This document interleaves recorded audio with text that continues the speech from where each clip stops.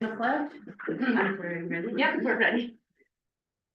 Pledge allegiance to the flag of the United States of America and to the republic for which it stands, one nation under God, indivisible, with liberty and justice for all. All right, good morning, everyone. Welcome to the March 3rd, 2025 Walsh County Commissioner meeting. Just a reminder, we are on YouTube Live, so if you would just get my attention, if you would like to speak so that we can keep order in the meeting and everyone can hear what everyone is saying. With that, we'll start with additions to the agenda. I'll start with Paul. No.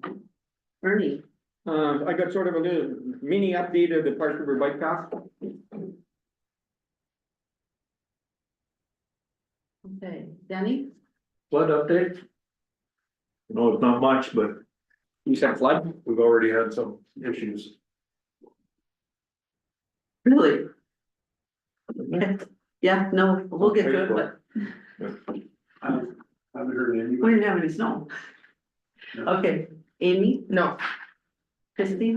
Okay, and then I have, the strategic plan has been completed, so I'll have an update on that. And then also an update on the capital connection meeting that was held in Bismarck, 10 days ago or so. The capital what? Capital connection meeting it was called. So, okay, the monthly bills were provided to everyone along with the February 4th, 2025 regular meeting minutes. And then we also have as part of our consent agenda this morning, we have the gaming permit application from the Walsh County Gun Club. So did everyone get a chance to review all those documents? Okay. Do I have a motion to approve the consent agenda? We'll move.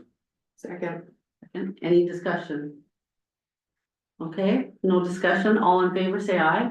Aye. All opposed, same sign. Motion carried. Okay, we'll move on to employee time. Is anyone here for employee time? Kelly? Person right now? Yes. Good morning. Good morning. Christine, Ferguson has given her official notice that she is retiring the end of April. So I'm coming today to let you know that, Tanya said that because it was a budgeted position, I don't need permission, but I just want to let you know that, we're gonna move forward with advertising and hire for that victim witness coordinator position. She's leaving big shoes to fill. She is, so yeah, it's gonna be tough. And I can't be in denial anymore about it. Happy for her, sad for you. So, Yeah, well, thank you. Is she gonna give us a retirement deal or nothing, or just gonna walk out the door, or? no, we're planning on having Good. a party, yes, Yeah. so Good. more to come on that. Yeah. All right, Great. thank you all. Thank you for the update. Okay, is anyone else here for employee time? Okay, Ed, should we move ahead or do you want to wait till 9:10? Do you? No, we can go We ahead. can go ahead? All right, come on up. Good morning. Good morning. Got one abatement application this morning for a parcel in the city of Grafton at 1023 West 9th Street. That is I think what's referred to as a spec building on the west side of Grafton. But the city of Grafton is applying for an abatement for the 2024 tax year. A partial assessment had been placed on that parcel for 2024 in anticipation of a tenant leasing the manufacturing side of that building in 2024. That lease agreement ended up falling through and the building was never occupied in 2024. So being it's owned by a government entity, it would be tax exempt, being it was not rented out during the year. So the city of Grafton approved this abatement application to reduce the true and full value to 0. And I recommend that the Walsh County Commission also approve a motion to reduce the true and full value of that parcel to 0 for the 2024 tax year. I'll make a motion, we approve the abatement. Okay, do I have a second? Second. Any discussion? Okay, if not, I'll take roll call. Paul? Yes. Ernie? Yes. Amy? Yes. Danny? Yes. Myself, yes. Motion approved. All right, I'm just gonna give you an update quick too, that Jason informed me that last week. His crew got that mobile home removed from the property in Ardoc that we had taken for back taxes, so I believe that is all done. I don't know if Jason has anything to add to that quick or not, but. And then crossover starts this week in legislature, so. Second half begins. Do they start Thursday? Wednesday, there's committee meetings. Starting, I think the floors start on Friday. Committee meetings, basically start Wednesday. Lots going on down there. There is, yes. The struggle continues. Anything else for me this morning? I don't think I have anything. Does anyone? Okay, Thank you. thank you, Ash, appreciate it. Okay, Stacy, are you fine starting early, or do you have people coming? Okay, all right, good morning, Stacy. I'm just gonna add one handout, which I'm just gonna briefly talk about, because you're gonna have a presentation or it's be added to your agenda for next month. Thank you very much. Thank you.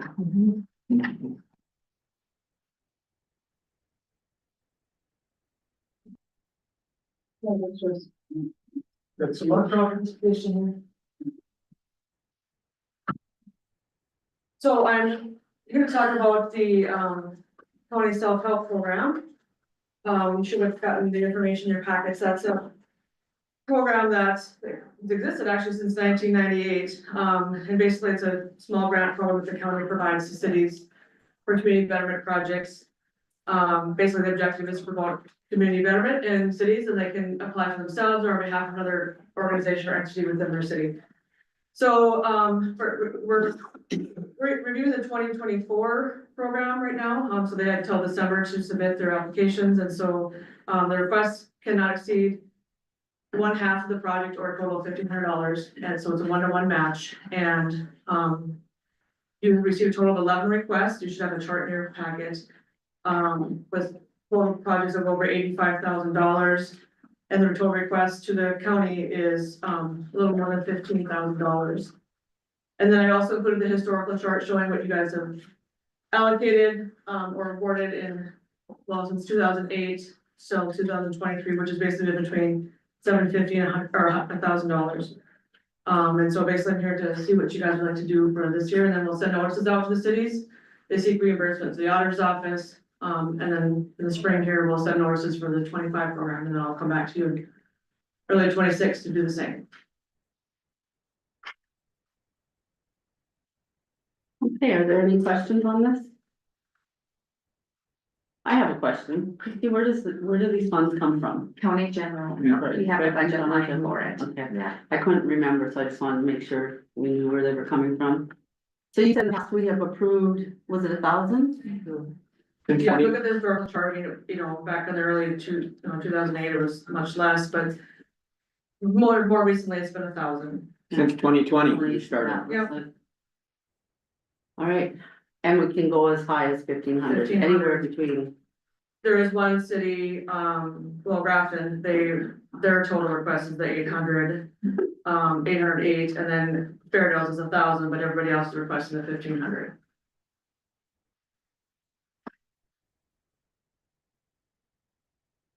Be nice to give them more, but being it's out of the general fund, I make a motion, we stick with the 1,000.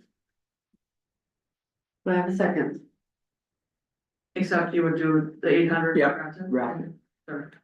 No, that's fine. What's that? Up to 1,000, yeah. Okay, I have a motion to leave it at 1,000. Do I have a second? I'll second that. Okay, any further discussion? How did this get started? I don't quite understand. I mean, our general fund is in a world of hurt. I just don't understand how this got started. I don't know the answer to that. Like I said, we have documentation, but not great, like even the original bylaws. Dating back to 1998. It might have been a program started specifically in Walsh, well, it was, it's only Walsh and Pembina that I know of that have it. You know, as far as the regional council, we have 4 counties, there's the only 2 that have it. It's something at that time, I don't know why, but was started by the county commissions to Is this something we could consider as a commission that we, you know, in future budgets that we wouldn't do this anymore? I just, it's not a lot of money. Yeah. But our general fund is in a bad way, I mean, I think we're going to be doing a lot of soul searching Yeah. if they come out with the 3% cap on what items can be cut out of our general fund. I would fully expect that this is one that could be, since we're only a couple counties doing it, so it's nothing mandated, right, by century code or anything, so. I would think it's something that we could look at. I love the program, but yeah, if we get to the point where we have to stay within that 3% cap, we're gonna be doing. wonderful if we could do this and more, but the reality is we can't. Which, exactly. And this is in this year's budget, so I can, you know, I can see it, but in future budgets, I think we have to consider whether this should even be in the budget at all. And so that's my thoughts. It's one of those things that, I mean, when we go through the budget meetings, it's always discussed, so that's a, you know. And the trouble is, we're, you know, like our general fund's getting cut. What's gonna happen to the cities? They're gonna lose monies too and stuff, so they're even gonna, it's, you know, it's nice, like, I agree with you, we gotta cut it if it's gonna hurt our general fund, but they're gonna be hurt too, cause they're gonna get less money. It's tough. Madam Chair, and there has been some state things that whether or not they fully go through, but the blight, there, you know, so you would kind of hope maybe some of that would maybe pick up the behind the trail if this goes away from a county perspective, it maybe doesn't become our burden, that there could be something else higher point that could help with some of, because it does matter, you know, to assist with some of these projects, but I would agree it's probably a trim that we need to consider for our. I mean, you have 11 of 13 cities in the county applying too, so we do have. which is- So it's being utilized. Yeah. Yeah. Yeah, it's a good I program. couldn't blame them. Every little bit helps. Can they use it to remove these old houses and? I don't know. I mean, it's basically for whatever they want to use it for, That's what I understood. I believe somebody, I wanna say it was Lincoln, yeah, so they have a tractor, they're basically leasing a tractor, they're using it to mow some empty lots from buildings they've taken down, basically, is what they put in their application, so. No response from RDOC. Imagine that. I mean, I don't know if they ever have much. I mean, if you look at the historical, they haven't No. participated, you know, since the beginning of this historical chart I brought you, so. Are they even a chartered city anymore? They are, Are they? they, at one point, Kelly had the paperwork done to make them a village, but they didn't show up to sign. So they still are a city.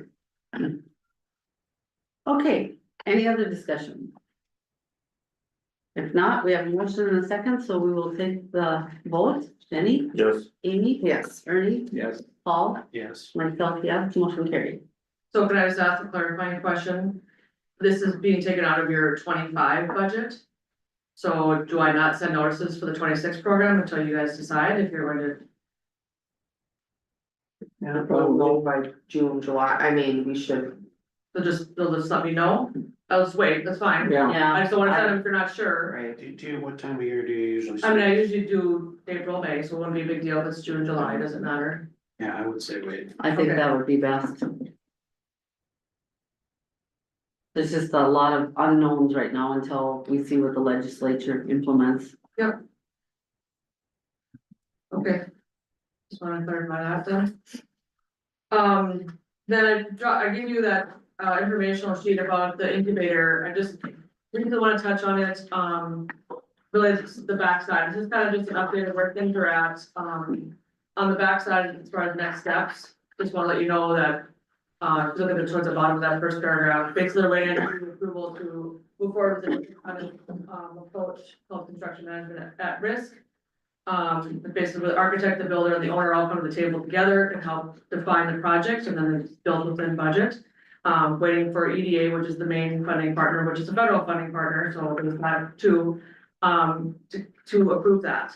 And then Brenda Bauman, has been hired to be the project manager. She, recently retired from Marvin and is, started a consulting business.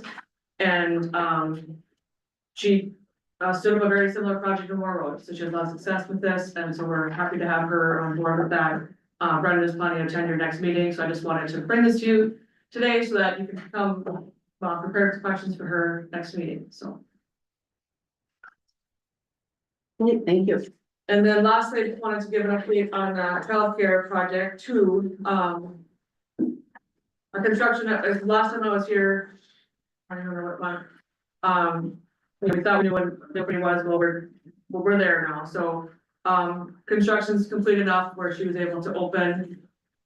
There's still some exterior items that we completed this spring and summer. But as of the week of like February 10th, it was complete. Our first tenant, Amber Osowski, with Rockland Childcare began operating out of there only 2 weeks ago Wednesday. So she was licensed on February 17th, opened on the 19th, basically a week and a half ago.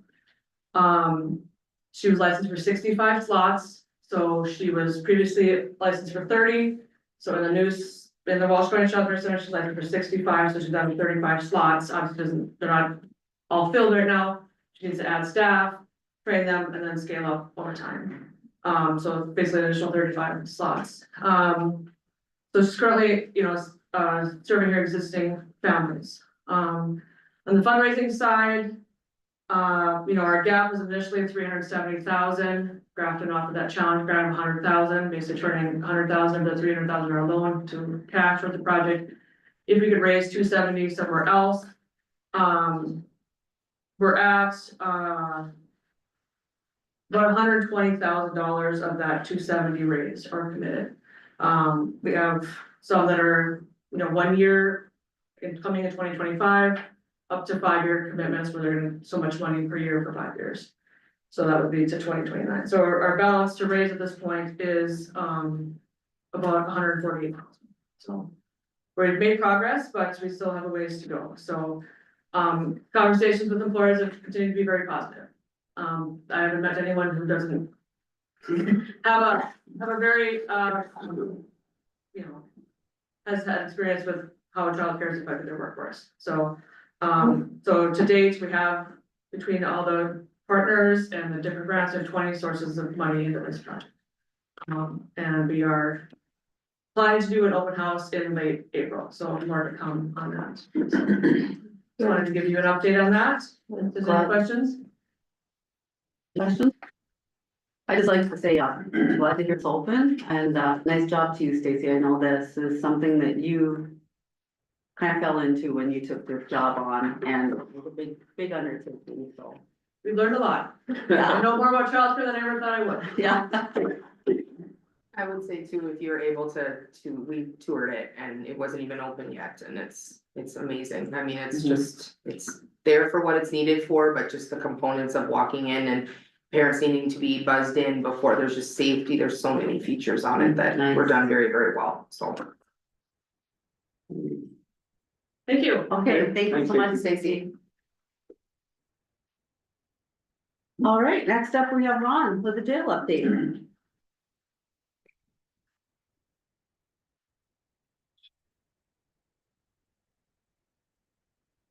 Good morning. Good morning. Good morning.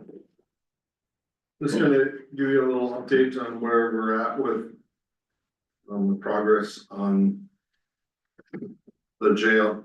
The active voter letters have gone out. Everybody should have their letters by now. And then the websites are also live, so the www.walshcountyvote.com. If you've not been on it, I think they did a terrific job. It's very interactive. There's a lot of things that are on that site. Could you repeat that, Ron? www.walshcountyvote.com. And also the Facebook page is also live, so if you're on Facebook, it's also Walsh County Vote. Like that, there's also all kinds of updates. I know this weekend, I think they had 3 or so updates on the Facebook page. So Also, they sent us some posters to put out in the community. They sent us 30. This is our last one, so they sent us, they're gonna send us 50 more, so. It's a very interactive, paid poster, along with the QR code.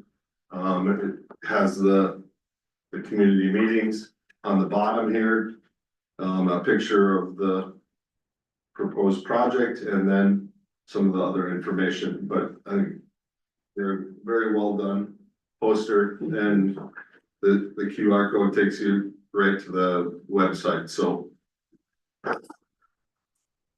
The website, everything they've done so far, I've been impressed with, but that website is wow. I mean, when you go in and look at that website, and you can see the little people walking in front of the jail and get a visual of Right. what the jail would look like, or even when they're talking about, how you have to, I can't think of the term, but segregate, your Oh. inmates. Classify, Classify. how you have to classify the inmates. Go into all those tabs and look at, it shows the classifications, and it's done very well. I mean, lots of good information out there. Yeah. Amy. Madam Chair, I just was wondering from a commission perspective, if there are ways like, on my Facebook page, if it would be a good thing for all of us to, if we have a Facebook page or a social media page, to be at least like sharing something on platforms, to get the word out a little bit too. The more you can disseminate, the more that it spreads, a little bit wider. I know, with the Facebook page, you can share that. I did this last weekend. And so yes, there are plenty of things on the Facebook page that Walsh County vote, that you can share. So yes, I would encourage all of you to take a look at that and share it if you think that's something that's people would be interested in it. I think, the more we get the information out there, the better informed our public is, and I think that's a good thing. Are we gonna get in trouble because it's our personal page and then soliciting votes? I personally don't care. Yeah, I'm willing okay. to answer questions and, yeah, I have a commission page, that's what I ran on, so. I stopped for a cup of coffee in Park River this morning and I didn't get out of there without getting questioned. Oh, yeah. So people are talking. I have an 18-year-old daughter, and her friends are wondering how they vote, like very impressed with the Oh, letter that that's- went out, like that. The one I liked about the letter is it was extremely informative, so you get a letter and then it puts a website and a Facebook page on there. That's fine for some, but for others, they just wanna see, like, this is the bulk of what you need to know. If you want further information, go to these pages, but that's why I think they did it so well. It really captured, like, what is this about? Mhm. And the fact that you can go in on that Yeah. website and enter your own information for your real estate taxes or your residential taxes, and enter your information, and it will tell you what your taxes would increase by for the jail proposal. That was very impressive. Right? So it's interactive, it's good information. Hopefully people will access the website and the Facebook page, but mainly that website. That's where you get a lot of your information.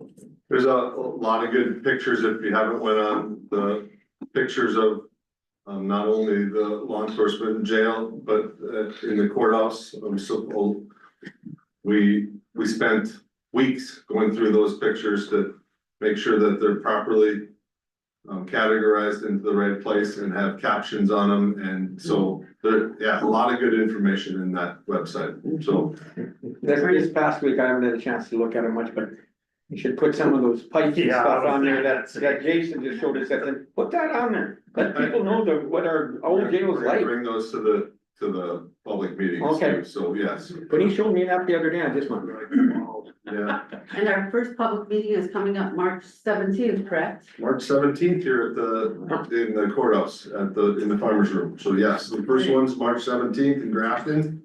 And then the next one is March 24th in Park River. April 14th, again here in Grafton, and April 14th in Minto at the community center. And our final one is in on April 22nd in Lincoln.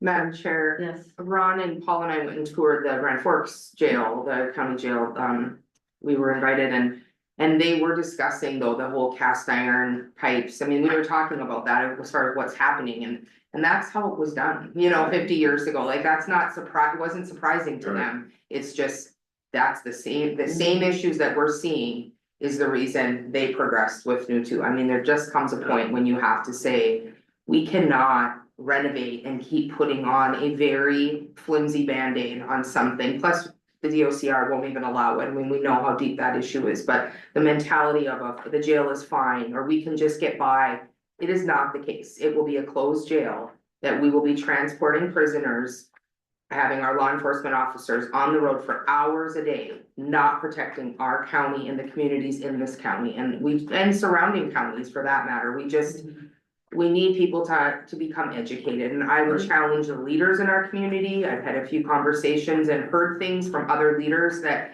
until you're educated, I don't believe it's fair for you to put out an opinion on whether a jailer is needed or not.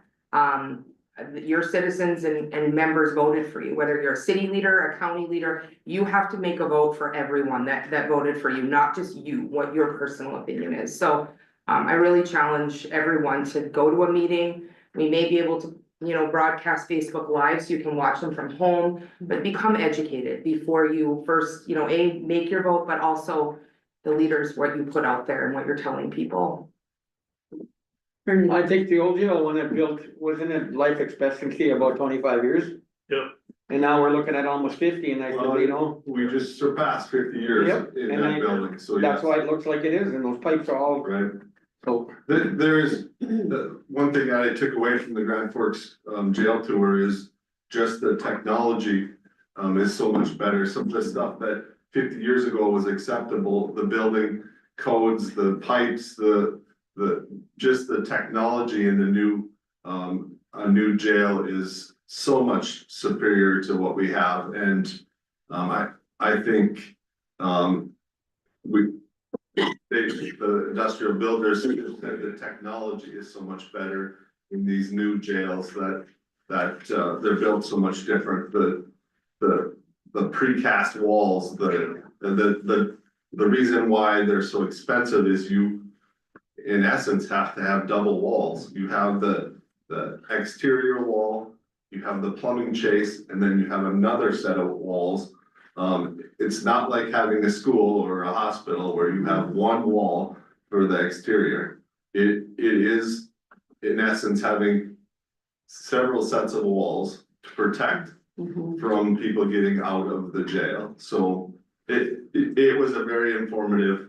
I always take something away from a jail tour, but. Well, and even just the efficiency when they were showing the plumbing chase. So now you go down a hall behind to see, instead of having to move prisoners or lock down a whole ward to go in there, and when things are in the floor right there, it makes so much more sense. But again, they've learned over 50 years how to build it so that it's efficient and so much better. They were talking about how much the jail has gone up from when they built, was that 12 years ago when they originally? 88 beds. What? No, it was 188. Was it 188? Was 12? $12 million. And this new addition was 35,000 or million, I mean, so just everything's gone up. And they were talking about how now they have everything in the plumbing chases where you don't need to have take everybody out of the cell. You can have the people that are fixing the stuff in the plumbing chases, and it doesn't affect having prisoners in or out of their cells because you can do it all from the backside. So a lot of good technology moving forward. So I was impressed with their efforts down there. And to know that we're not alone in this, when we were down in Bismarck testifying for jail funding, Ramsey County was down there as well. Their building was built about the same time as ours. A year before ours, but they were sister buildings back in the day. The concept was to have all law enforcement in one building, and ours is a smaller version of Ramsey County's, but it is the same concept. I looked at their jails, their jail in Ramsey County, and it looks so much like ours. It's much bigger, of course, but the whole same pipes, the whole concept, it was the same, so. And the whole same concept of we're one pipe break away from catastrophe. You know, I hear one comment I've heard a little bit out in the public is, why can't you just throw a few $1 million into your jail and renovate it? It's not possible, and I'm hoping that people will come to the meeting so that they can hear why it's not possible. You know, we've looked at that avenue. We had last week, we had another pipe break in the jail, and, I'm more than anxious to show people what a pipe looks like. They're just falling apart, they're literally crumbling, in our hands, so I don't know how, and the architect said that in his letter, before you guys voted, that it would be, it is not even an option in his mind to do that. You would have to, it would take years to rebuild what we have, and still we wouldn't be up to code of what we need, so. The putting millions of dollars, I believe you could put millions and millions of dollars into that building, yes. But 2 million wouldn't fix much. it would not, It wouldn't fix anything. but then you're left with a 50-year-old building. Yep. With the same problems that we have, so. I'm anxious to discuss this with people at the public meetings, but, we continue to tweak the website and more stuff is being added. I encourage people on the website, there's a contact us where you can ask questions. If people have questions about the project, there's a ask a question on the site, so, please do that, and I'm looking forward to seeing people at the public meetings. Right, and I just request the public to make an informed decision, like Amy was saying. Let's not make a decision until we know the facts, because there is a lot of interesting information in here that, and good information that a lot of us as commissioners didn't even know until we went through this process. Right. So I would hope that the public does make an informed decision and attends these meetings and checks out the website and information provided, so. Yeah, Amy. Madam Chair, and I have had a couple people call me actually and just say, just educate me a little more. Mhm. Prior to hands down, we made the best decision ever in the beginning when we said, let's hire the experts, because they are proving what their value is, I believe. But once I explained to them, it's not only, it's Jason when he comes up and talks about buildings and grounds and HVAC. So yeah, we have millions we could put into a sheriff office, but we also have 6 million or 5 that needs to go into the courthouse that, Right. so when I explained to her the efficiencies of being able to move on our grounds to become kind of a one efficient center and then upgrade that is needed in multiple spaces, it makes more sense to when they are able to understand that this isn't just about the jail. We have courthouse that has needs, we have, things that are failing, and it's just a matter of, do you do a little bit at a time, or can you see the bigger picture to say 2 million over 20 years is more than making an efficient space, now at 42 or 45 or whatever. So most of the time that my conversations, it's been very eye-opening. So, and I think the public meetings will be that for others as well. It's sort of minor, but if we move forward with this and stuff, and you got all your signs that let people know where to go. Keep them in English or something. That new hospital I went to in the last 2 weeks, and there's signs like arrows up and down, and they're so close for the elevators, and I said half the signs I had to look at to realize, where am I going? And you should have saw all the older and even the younger ones, they couldn't understand the signs, what they meant. Now I went, what's wrong with saying elevator? So I always think of that, make it simple for the common people that they can look at the sign and know what it is. I was running around there in circles for half the time trying to figure out what was where, and they had one of the thing and they didn't have it, and it was sort of funny because the restroom, they had a sign that way, and then when I go over there and I look and there's a sign up there, it looked like a coffee cup. Well, it was a toilet, the little one, and that was the restroom, and I'm going, my God. So Well, let's that's get the all. vote first. Huh? Well, no, but I said if it does pass, make it simple. Yeah. You can be Okay, on that committee, or. yeah. Well, and you know what, I wasn't the only one, you should have saw, even young people looking at it, trying to figure out what this is and what that is. It's the worst thing. That's all I have. Thanks, unless you have Ron. any Thank you questions. very much. No way to get more of those posters. On Friday, I ordered, they're gonna send us 50 more, so I'll leave this one here, and, there'll be more probably Tuesday or Wednesday of this week. So if you want some, let us know, and we'll get you some, but yes, there are more coming. Okay, thank you so much. Ron. Thanks, Ron. One question, Ron, Yeah, where are we at on staff? Down one in Park River? we're down one in Park River, and, we're down one in the jail yet. Okay, thank you. Thank you. Thank you. Okay, Jason. I think you're next. I think we wanna talk to him. Oh, no. Like the whole meeting. Yeah, and some of it's not gonna be pretty either. Unfortunately, good morning. Morning. I don't have much for good news today, that's the truth. The good news, we'll start with that though. Prairie dog buckets have filled up, we should have a check, for prairie dogs for us and for the townships. That should be coming in the next week or so. So that'll be good news. You know how much? I can't remember, but it's multiple $1 million for the county. Last 2 years ago, I think it was like 4.3. Yeah, For the same. Over four. It's over $4 million for the county, and then the townships get stuff depending on where they're at.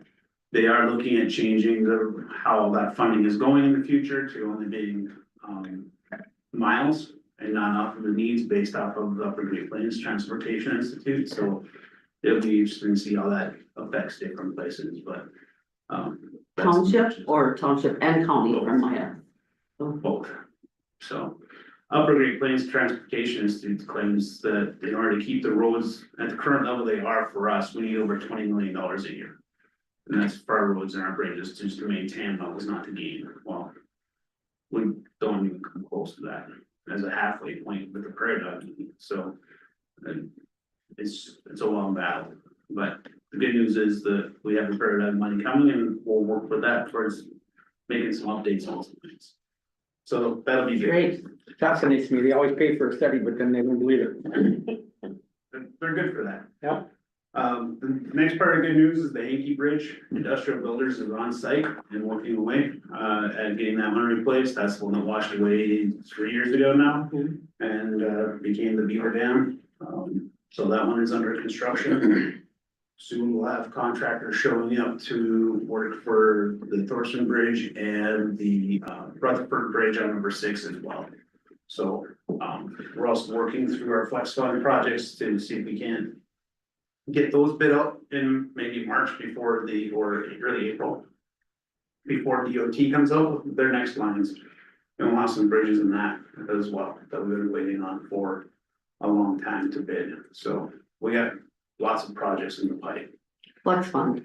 Yeah. I believe we visited about that Yeah, these are the ones that were awarded over a year ago. over a year ago. So when will the new round come?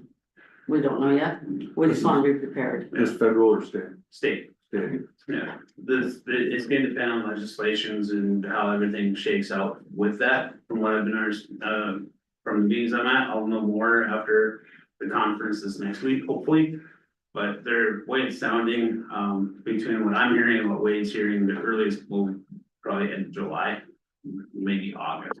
But in all reality, the last time they rolled it out, and it was more like November before anything really truly came. So, Okay, but it's the waiting game. keep it on our radar. Yep. You know, we talk about all these projects, that 2 North Seal where we get our culverts. They had a booth at the ag show last week or 2 weeks ago, and I went and stopped and talked to them. I learned more at that booth in 15 minutes. Just all the different coatings and how these, you can, pick what you want now and stuff, and they're more expensive. But the life expectancy and the rusting and all that, it was interesting. So you ever see them at a thing, stop and talk to them. I got the one guy's card and they were talking the day before at the water board meeting and I didn't get it, so I stopped there, and after talking to them, I got a little more. But it's interesting, the technology on this piping and everything, where they're heading. Yeah, we actually have a couple there, culverts that are a test product in Walsh County. Mhm. So, but we got those and the polycoats, we've been using a lot more of those, cause we don't have to worry about the rusting out as much, so. Yeah. We've been making that change, so. With that aspect, that's pretty much the end of the good news that I have for you today. You guys have been hearing a lot about it this morning already. Let's start with the Chase building. The Chase building, we've had issues with the heating system over there. Our customer has been there, they've taken care of it, they've patched us back together.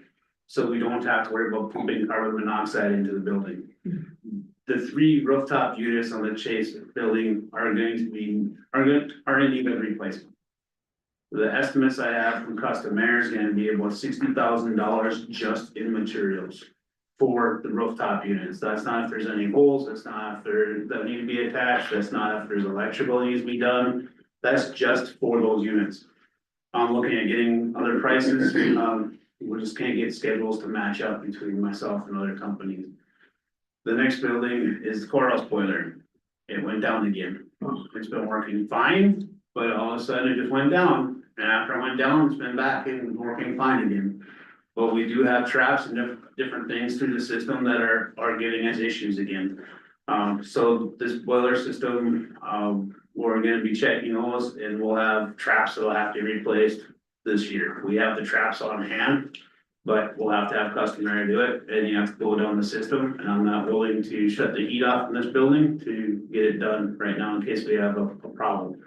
I'd rather have time to take care of that. The heater in the Lincoln Tower went down, the motor in that seized up. So we had to have customer out there to get that going so we can keep the EMS equipment up and running. So we got about a $3,000 bill on that one. And then what you've been hearing about, with the jail, with the pipe break. That was in the work. They had to empty everybody out and do different things for that. They were there to clean the pipe. When they were cleaning the pipe, the galvanized pipe broke off in their hands. They threaded it into the copper pipe that goes into the base of the shower.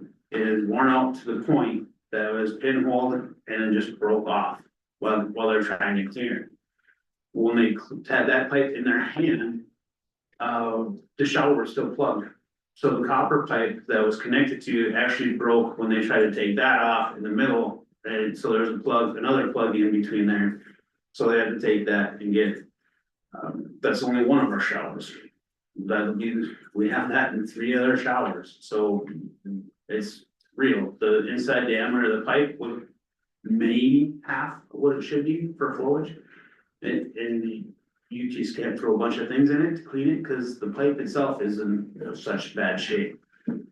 Which leads me to the boiler. A couple of weeks ago, we had a department head meeting, and at that day, they came to me that the boiler pump went out. So we had to give them a new boiler pump. The boiler pump was $5,000 to get the boiler pump replaced. But what we found after the boiler pump replacement in our filters is this. This is the steel coming out of the boiler piping from internally in our filters. This is after the first 10 days. Yesterday, I was here and changed the filter again in the LAC. In the last 2 filters, I have this much steel once again coming out. We have glycol smells inside the building, and if you don't know what glycol is, it's basically imagine smelling antifreeze.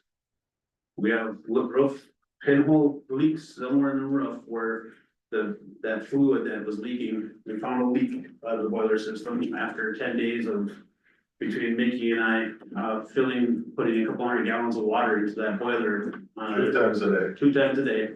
I was here on the weekends to make sure we were doing it. So we didn't lose the boiler, but we were losing pressure so bad, we finally found a leak on the rooftop. We pinched off that line, it can't be replaced for the portion that needs to be until we can trust the weather. And that's if we can get the part. Because the building is like me, it's showing its age and falling apart. This is the LEC This is the LEC building. So where was that water going? It's going on the rooftop and then it's leaking out down through the drain valves that go down into the sewer system through the building. And what drain valve from the rooftop, we've gone and tried to make multiple patches on that, and they're not holding. So Adam actually has an active leak of that going into his office. But that's not when you smell it. When you smell it is when you come in through the north doors, front to the building, which is halfway across the building, and then it's actually leaking out. So that tells me that somewhere that fluid is leaking down through the rubber membrane and running across the steel roof and making its way in there, and it's not showing where it's coming out. It's gonna be a nightmare trying to figure out where that is. While we're up on the roof and finding that leak, we found an air conditioning problem up there. It's not that season, but we still found it because there's a solenoid that is all tarred up the line and everything else. And then, of course, that's got R22 in it. Last year when they bought R22, it was $70 a pound. We need a minimum of 100 pounds just for our system that'll have to be drained. So before we even start, we're looking at a $7,000 bill just to patch the system to keep it going. And it's a patch, because we don't know where else it's gonna fail next. I don't wanna make it seem doom and gloom, but the whole thing about we're one pipe away hasn't been a lie. And it's really started to show more and more. So those are those aspects of both buildings. The hits keep coming though. The public health bought a couple of radon machines and put them in their offices and tested. Since then, when they got results back, we had them test them with their new digital formats with the original pucks. They came back accurate. So I bought a few more. We got them on Friday and I ran them tests over the weekend. Our initial numbers have our radon levels in the courthouse buildings. Anywhere from a 3.45 in the boiler of the courthouse to a 13.01 in the audit room, 6 in a couple other buildings and 8 in buildings. What should it be? Less than 1. Oh my gosh. You don't want to know. So I have reached out to a couple of companies that are radon specialists, and I have them coming up to take a look at what was only 1 building. That'll now be 4 buildings that we're gonna have to work towards taking care of some sort of radon mitigation plan. And I don't have any ideas of what they're gonna propose to us for getting those gases out or anything yet for costs or anything, but I wanted you to be aware that is coming, so. Those are the funds that we've been having building wise since our last commission meeting. It's really fun, it just makes my head spin. Oh, I have a question, could you tell me what the Lincoln Tower is? I don't know what that is. The Lincoln Tower is the EMS radio tower that is on 14A west, just northwest of Lincoln. So we have batteries out there that keep all the EMS radios live for the sheriff's department, emergency responders, school buses, I believe, are still on that system. So that's off of our towers up there. It's what they call the county frequency, so the radio, it's a radio tower, and then it of course Building. has electronics in there that need to be kept warm. And so all our school buses or ambulances, use the county network, countywide. I have a question. Yeah. How's your building budget doing? Getting smaller by the second. Things that we were planning on doing have been scrapped, so we can start looking at some other things. Well, people were thinking that was really high of a budget for our buildings, since it'd be minuscule out very fast. How big is it? 200,000 and it's not gonna cover. I don't feel right now, everything that we were doing was gonna do this for bidding has been scrapped. Madam Chair, I would make a request that Jason attend all meetings to be able to share this and that we snippet what he just said and have Samuel's group put it on the need website. I'm not really kidding. I mean, what you just presented to us outside of the Chase building is everything we're talking about as far as problems. So. And maybe they can do like a bulleted list or something. Like Well, issues. This morning I told them too, and then, we're in limbo with our jail and everything else, and I said, so if we got radon, and sometimes there's deals, they do stuff outside. Dig dirt and whatever, and I said, do we wanna do all that and then find out we're gonna redo it again when we do a jail? I said, it's a catch 22 right now. But So- safety has to matter, Yep. like, I'm not okay Yep. with that. No, For I'm not. employees, the bag that you Yep. showed us, the filter, I mean, we have to do what is needed to be sure that our employees are safe. We need a quick, safe fix that doesn't interfere with all the other stuff we might do. Oh, I had a question on the radon too. What buildings did you test? All four. All four on the campus have been tested, And they were all over. they're all over 4. And the rate, what they say is when you're at a rating over 4, you're supposed to take immediate corrective actions as soon as possible. So it's been reaching out to companies to see, in the scope of work that I was giving them has just turned from 1 building to 4. I'm hoping to hear from them to this afternoon, so. Denny, As I understand it, this isn't a new problem. We've addressed this before. I don't know if the radon has been addressed. Yeah, I remember it being addressed before. And it's a natural gas that comes up out of the ground. Right. I think the last time it wasn't as high, and you know. We weren't concerned, but it's really exploded. Not sure, so 4 buildings, Chase, courthouse, LEC, public health too? And public health and admin buildings, the one that started it. Public health, I think, was on about 3 and 4, weren't they? 40. Okay, 4 I and think of the last time we talked about a air exchange system. Yeah. That was about the only way we could mitigate the problem. But, yeah, then you're talking $10,000. Now probably only in 1 building, and now we got 4.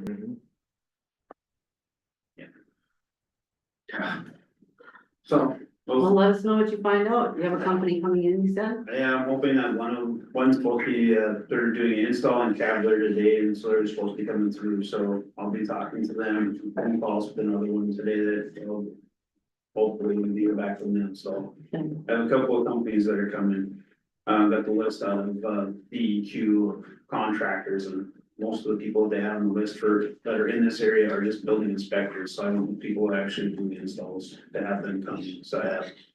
Radon be gone and bare room systems coming and take a look at the system for us. And give me polls, so Okay. that's kind of where we're at with those. He said nothing good on that aspect. Good news for Clint, bad news for me. February 28th was Clint's last day, after 39 years in the department. So I'm really happy for him to be able to move forward and thank him for everything he's done for us. With that, I'd like to ask permission to fill his position. Make a motion to approve. Second. Any discussion? Are you at full crew now? No, No, yeah. I'm down asphalt foreman that will interview for that position, this Thursday afternoon, and then Clint's position. So we're down 2 at the moment. Any other discussion? Okay, we'll take the vote. Denny, Yes. Amy, Yes. Paul, Yes. Ernie. Yep. Myself, yes, motion carries. Then last Thursday evening, we had a meeting about Tommy, it was pretty good attendance, more people than I was expecting, honestly. Which made me feel even better, that people were coming to express their views of it. My interpretation from my aspect is that people want to keep the campground operations going, but they also want to make sure that we're looking at any ways possible to cut budgeting. One gentleman mentioned that if our salaries are less than $50,000, that for the things they can bring into the community, they didn't see it as an issue. But that's just one person's aspect of it. Can I just hold you up there? Yeah. Can you give a little, for people watching on YouTube, can you just give a little briefing of what we were? You know, the fact that we went out with a public meeting because we're losing about $100,000 a year, is that correct? Yes, it's about 100. It's costing the taxpayers about $100,000 a year. And we were told at one time it was for an average of 4 campers, so that was our Yeah. concern, that's why we went out with the public meeting, so. Just for anybody watching, I thought we should preface that. Yeah, And it wasn't something that was talked about for just closing everything, was an option, but. You know, just close the campground, close different things, but what people need to know also is if we do close it. Whereas a permanent closure, everything that we put in, we have to take out. So we have. Because of the Corps Because of the Corps of agreement, Engineers agreement that we have, so if the park ever, at any point in time, the county decided to close the park. Then the roads would have to come out, the sewer, water and electrical lines all have to be dug out and disposed of, the buildings all have to leave the site. Everything has to be removed and returned back to grass, and then gated off. That doesn't mean that the boat ramp would have to go in. Cause that is something that's taken care of by North Dakota Game and Fish, they helped put that funding in, so that can stay active. But that is just one of the many different aspects of it. So I guess that's kind of where we're at. The cost of removing everything, it would not be something that would, I really want to spend the time putting numbers together on, because it wouldn't be cheap, from my aspect, from my mind. But that's kind of where we're at. After the meeting, I met with Susan and gave her a copy of the last year's budget line and told her we need to make cuts on this. So take a look from her aspect as to where we can make some cuts. And come back to me. Another thing that was brought up is a lot of the public want to see more activities out at Hommy. To bring people out there to try and draw something out there. So whether it's looking at the stars nights or program nights. And trying to mimic more of the things that they do in North Dakota State Parks and Recreation. So there's that aspect of it. And there was also a couple people that brought up more advertising, like on our new webpage and everything else, and I'll admit, maybe we're lacking there a little bit. But we were told them that, you know, with the new webpage gonna be brought up and everything else, that we'd look into that, cause, you know, maybe we are a little lax on our advertising up there, but, you know, Wash County and Hommy Dam, it's been here a long time and it's a nice place. It just, and COVID and the change of life has changed it. A lot of people, instead of camping now, they got a place at a lake home somewhere else, cause they like to go fish there or something else. So it's changed a little bit, but somehow we gotta bring that back.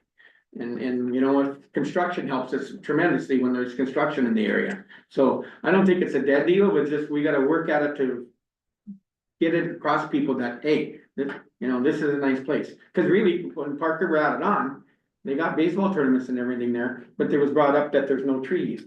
You're no wide open. You know, until that develops, I think if we can get people to come back, I think we got a chance. But the only way and you're never gonna make money out there, but we sure gotta find a way to lessen the pain.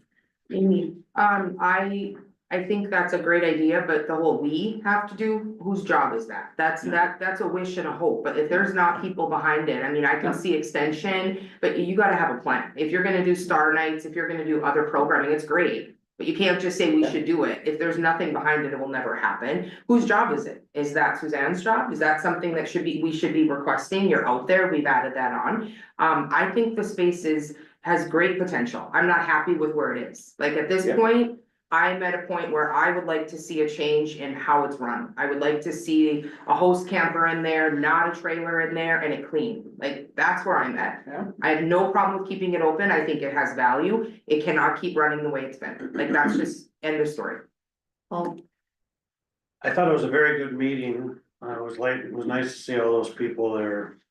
And I agree with what Amy just said. I don't know how we got where we got. I really don't know the history that some of you know. But we're in a place that's unsustainable, I know that. And when I look at I briefly looked at the revenue and the expenses, and we clearly have an expense problem. Parks aren't designed to make money. This is going to cost the county money, but it can't cost us $100,000 a year. I don't understand why we have a trailer out there. I don't understand why we have water hooked up 12 months a year. That doesn't make any sense. It's hard for me to believe that was designed to have water and sewer running all winter long.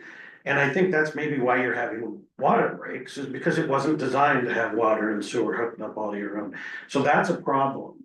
And I agree with Amy, not knowing if we have contracts in place or what those contracts say, we need to do something different.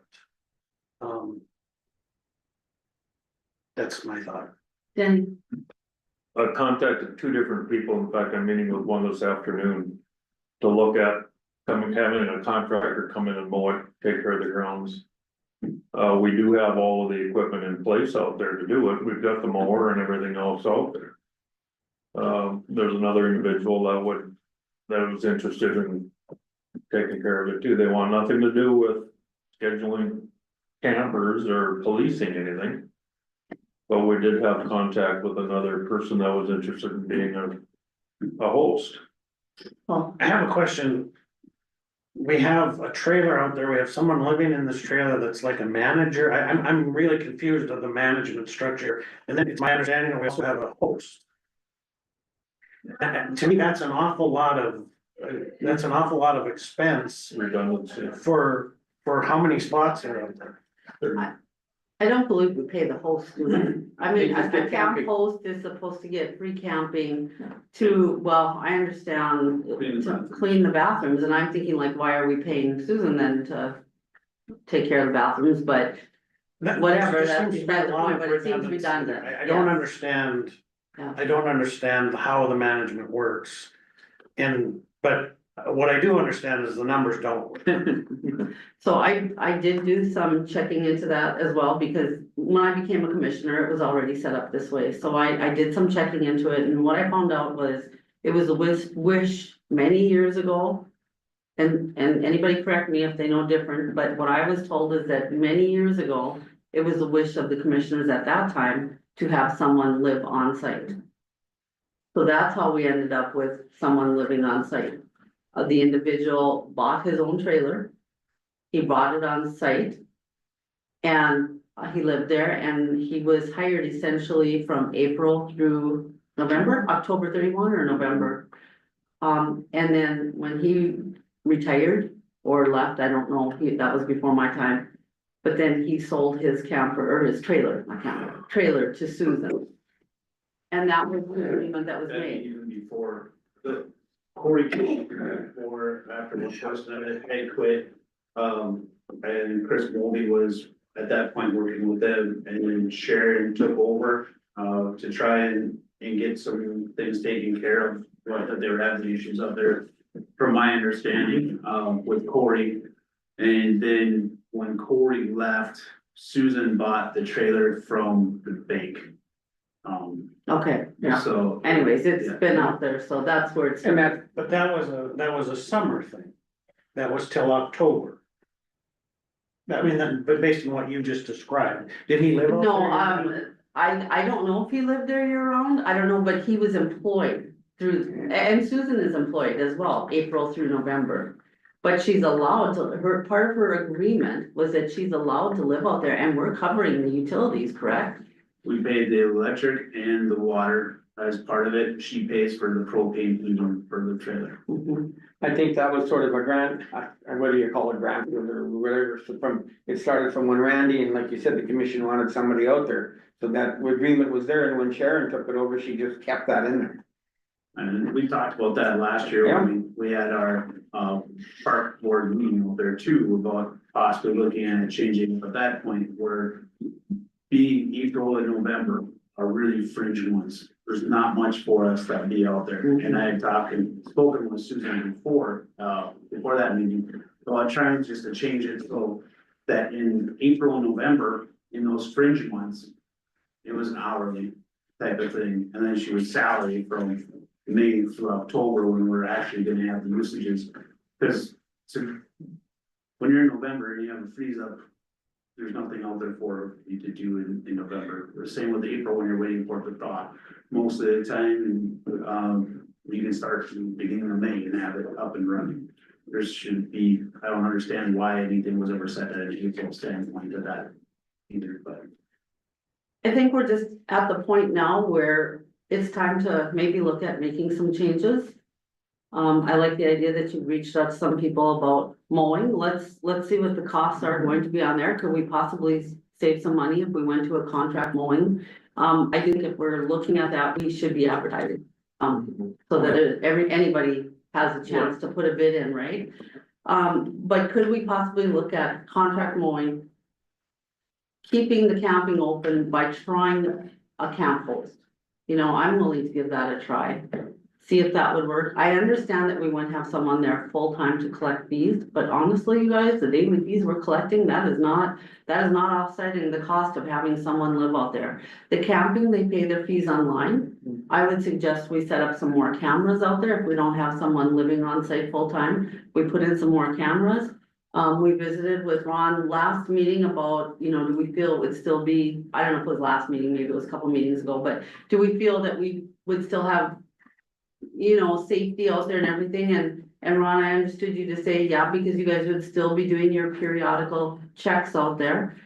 So maybe it's time we look at doing something different and not having someone actually live on site, because that's what's costing us a lot of money. It's not just herself, not just the salary, but it is also the utilities. It's the Verizon phone bill. You know, there's a lot of different things that we're paying when we look through those expenses that we could save on.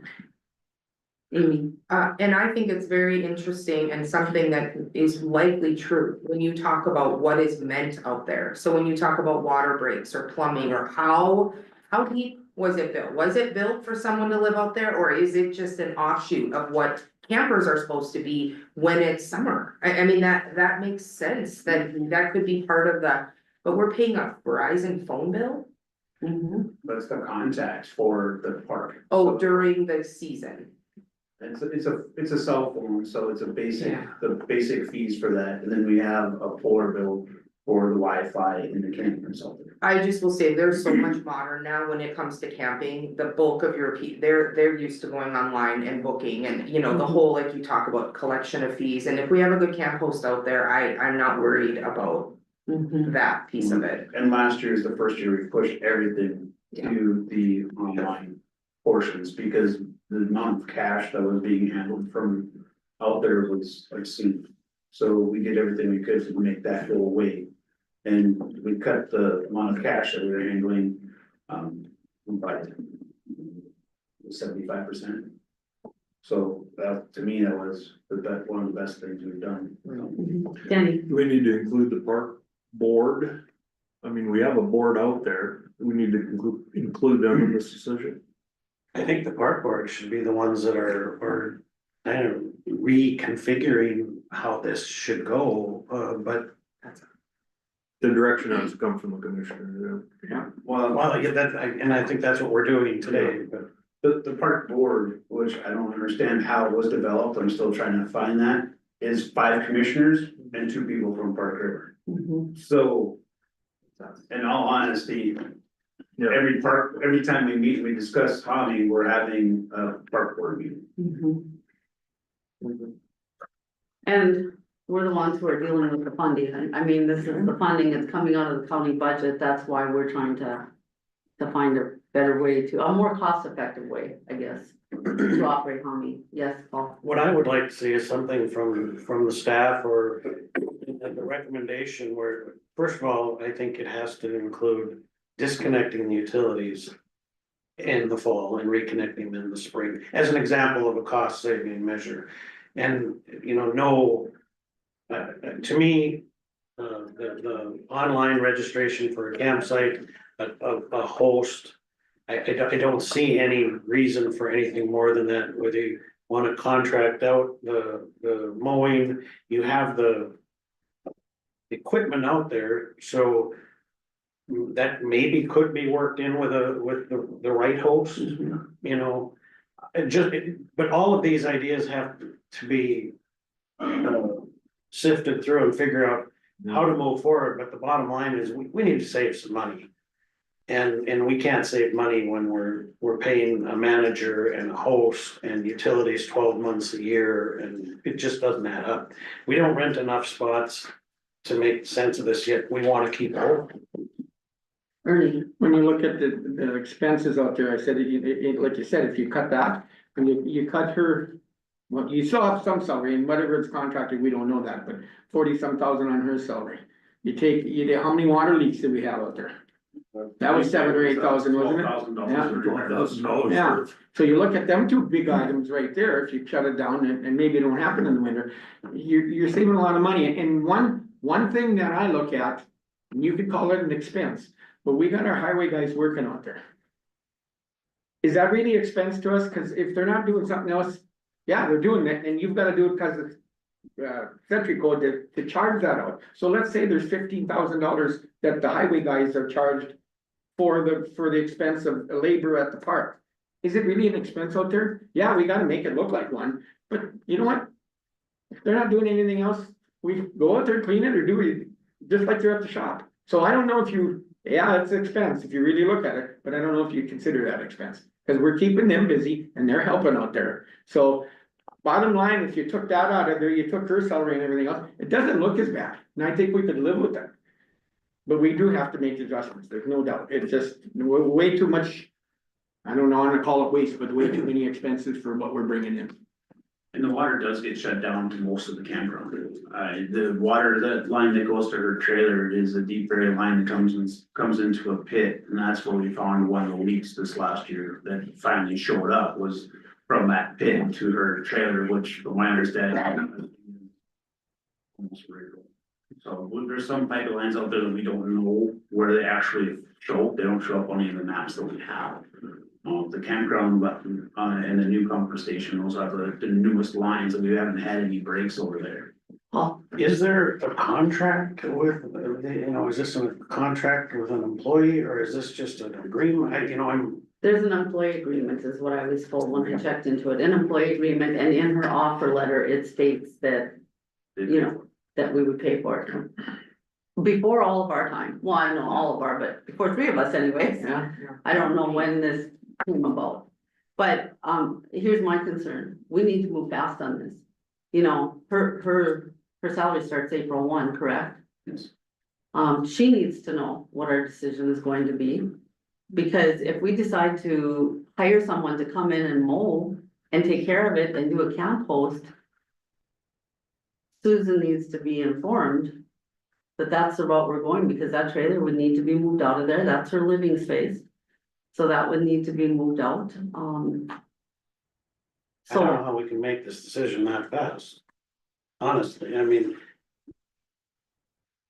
I think we get bids out for mowing, for one thing. In the paper right away, see if we can find someone that's interested in doing the caretaking out there for mowing, what else would we need? Bathrooms.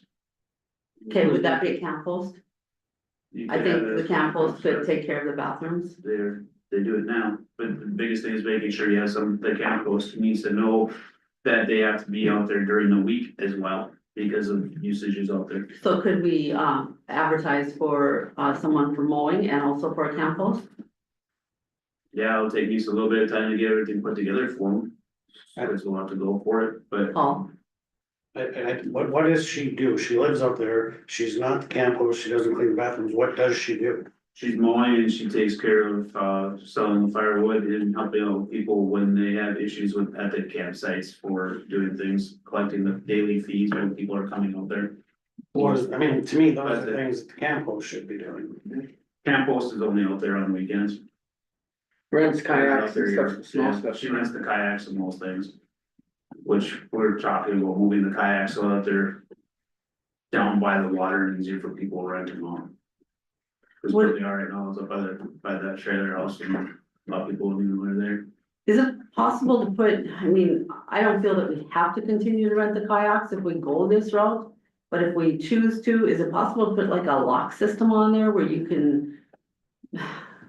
Was it you, Amy, someone was saying that there's some way to do you pay and then it opens the lock and you can take the kayak out.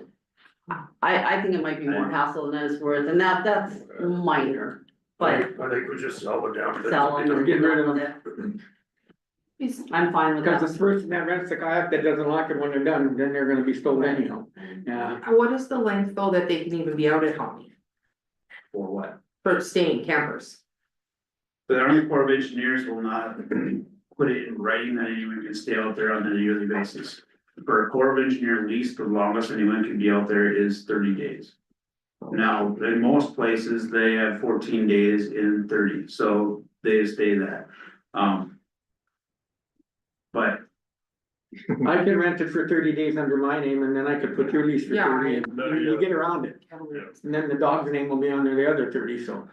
You have Well, someone that's- that applies that's for what the it- post, they've done it before, though they also maybe have things to provide, like what have they done at other sites, if they've been a host, I mean, that would be the ideal, is you'd have someone who has experience doing it, so they understand their And- role. And there ain't a campground in any state that makes money, cause the court, what was their budget? They were losing over $1 million, wasn't it? yeah, they lost over $1 million on their Dallas City district for them. So, I'm not Yeah. saying we're gonna Yeah. make money, I know Oh. we're gonna lose it, I'm not okay with the state of the park, that's what, that's the bottom line, there has to be a change. I think we talked about 3 or 4 things that would be feasible to bring us down to, we'd be comfortable. You know, How do we get there? as quick as possible. It's, I'll be able to get an idea on the contract mowing this afternoon. and then are we aiming for a date for advertising, I mean, that'll give us an idea what we're working with anyway. I mean, I think before we Timeline. advertise, we have to have an idea of what we're working with, Right. you know, so. Do we set kind of a rough dot, well, no, I don't wanna do that, I don't wanna do that. Gosh, we wait till the next meeting, that's 2 more weeks wasted, Yeah, but if you're gonna, it's probably gonna take you a couple weeks to get information ready. I guess my recommendation would be for Jason to start moving forward with getting an ad ready to put it out on bids for mowing for a camp host. By then we'll know if it's way too much, then I guess we nix it and sorry, you did some extra work, apologies, but I suppose we are tied to the April 1st with Susan's contract, I imagine, huh? no, No, no. so we can work. All our, I hate to say this because I think it's such a harsh thing to say, but in North Dakota, we are an at-will state for employment, Okay, so. And of course, she would be welcome to put in a bid. Yeah. You know, we're just saying we're changing the way things are going to be done. We're looking at a more cost-effective method. Madam Chair, are we wanting, irregardless, to move forward with the trailer going off site? I do feel that that has been stated, that we do not want something permanent on there, so I'm not sure why. If we were to give her the bid, then that means the trailer stays there, I don't feel we have said that. No, I think, aren't we well, we haven't really decided until we know if we can do this more cost effectively, right? I think we can, I think there's not gonna be a doubt that we can, but do we really wanna take that step until we really know if we're going down this contract mowing route? If we're going down the contract mowing and the camp host route, then I think it's an automatic, trailer gets removed. I mean, if she's no longer employed, trailer gets removed and everything goes. But you're saying if she could bid for the contract mowing too, I mean, Everyone has a right to bid. absolutely, but if she was awarded the bid, I mean, we're not allowing someone else to get the bid and then. No, that trailer, no, we're, I feel like we're moving down the route where we don't want something permanently on there, so in my opinion, why are we even questioning that? I feel we could move forward with, we do not want the trailer on site. I'm not quite prepared to go that way, because what if we don't get someone to do the contract mowing? Until we have something set in place, I don't want to terminate the contract that we have, or the employment agreement we have right now. I agree 100% that we need to make a change there. But do we wanna do it right now? Or do we wanna go through with, see what the mowing would cost, and if we could get someone to do that? in a real nice world, if we could find somebody to contract it, I think then it's time to get rid of her just for liabilities. I talked to JR one about the dogs and everything else, and I said, hey, you look at insurance companies and everything nowadays, liability is a big deal. And if you got somebody there that it's not her ground, it's the Corps' ground, and if it's her trailer, now the county is liable if something happens. That's what makes me scared. I always look at liability, and that's a big issue. And I agree with you, I think we gotta work this out, and as soon as if we can get these contracted labor in there. Get it out and then we're done, we don't have that lot of problems, so. So if she was awarded the contract, yes, that the trailer would still go, because we're going a different route. Yep. Right, but that's my point is that it doesn't change that where we wanna go that route. we don't want something on that property. So it doesn't matter who gets it, if she gets it, you're either saying she stays in her trailer and she's awarded the bid, or someone else is, I mean, in my opinion, trailer goes, she moves off site, she gets the bid, she still does the mowing. But it I see. what it you're doesn't change that her trailer's not there anymore, do you know what I'm saying? I mean, no matter which route we go. It's the person that's doing the bidding is coming on site to do it, not living there doing it. Okay, I got a question for Jason. This summer help, and I know they're busy and everything else. Let's say. What Amy said, we asked her to move and she got mad and didn't wanna put a bid in the contract. And we didn't get contracted labor or feasible. Is it something that our summer help, being we got the tractors and everything else, they can go there once a week and at least keep it clean and respectable until we do get something? Cause that's an option. If they wanna work the overtime, but the times that they're gonna be doing would be the weekends. Yep. Because we're gonna be in the asphalt crew. Yep. Monday through Thursday or Friday and mixing mowing with. Activity for the weekend. No. Not a good thing, but I can't see pulling off. And the other aspect of it is at that point, those kids will be on overtime. Cause they'll put their 40s in, unless you're just looking at hiring somebody just to take care of it from that aspect. That's an option. And hire it up where that's their main portion, and when they're not doing something out there, then we pull them into the highway department to fill part of it. I don't know. The one aspect of, yes, we do have equipment out there, we have the big mower, we have a few other things, but a lot of their tools, when Cory left, the tools left. And she's bought most of the tools that are out there. She has her own mower out there, plus the one that the county has, the drills, the saws, all those things, those are all hers, so. Those will be some things that we've talked about over the past couple of years that as they fail, we're going to be replacing them or whichever, so. But just to, if they're an employee, we can, putting them on a mower is one thing. But if we're hiring it out, keeping that mower to me isn't, there's no reason to keep the mowers or any of that stuff. We put it, we see if we can use it for the highway department or we sell it. And that mower is a large diesel mower. Paul, you had something? No, I'm just, I'm, you know, I feel like I don't know enough about this, but it just doesn't add up. And so it's difficult to sit here and to make decisions, because I don't have the background, the history, and it's hard for me to understand how we got where we're at, but I think. When I think about, you know, the trailer, you said to move the trailer off, and then generally, I agree with that. Although having somebody living out there isn't the worst thing in the world. For security reasons, although that doesn't mean we should be paying all the utilities 12 months a year. You know, so I'm open to different things. But I just don't, I don't understand how these utility expenses and $50,000 in salaries, and it's just always a lot. Madam Chair, I mean. Just Overtime, I mean. Overtime, yeah. It's over. I think we tapped that last year, right? We said no more overtime. Only person I ended up with any overtime between in school was Susan, just because of people coming in after. Having issues after hours and type of thing. But her help didn't have any overtime. Susan's salary itself is under, I think $28,000 is what Susan's is for the managing. It's, Is that straight salary, dollar? yeah. it's Does straight it salary. include benefits and everything, No, right? it's just the salary, so, but that's where I'm. So. And I have no idea what it takes to run a campground or what, you know, I mean, I don't know if that's good or bad, Well, it's 7 months of the year too. I mean, that's not a year salary, right? That's that part. I have also not been, it's not been acceptable to me the way that it looks out there either. I'm not okay with the aesthetic of the space up there. I mean, I've gotten pictures that. I've gotten a lot of sandbox and there's garbage and I mean, I get it, it's windy there, but it's just been a lot. I've been on this commission 2 years and I'm done, like, I'm just at the end with how it's.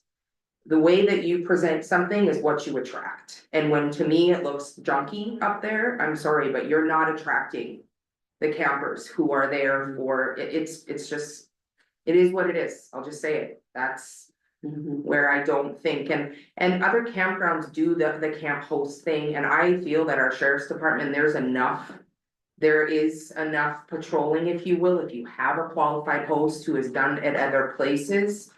It's their call in terms, you don't allow people in at 2 AM or what, whatever that part of it. But you maybe minimize and make things a little bit more efficient in what is there and not there. You don't have kayak rentals, you don't have fire, they can go to town if we want to get firewood. Just the things that minimize it out, but to keep it looking nice, Joe Hilden. He's always in for what can we plant, what can we make that makes it look nice, more efficient, or just pretty or whatever up there. That's what I wanna see.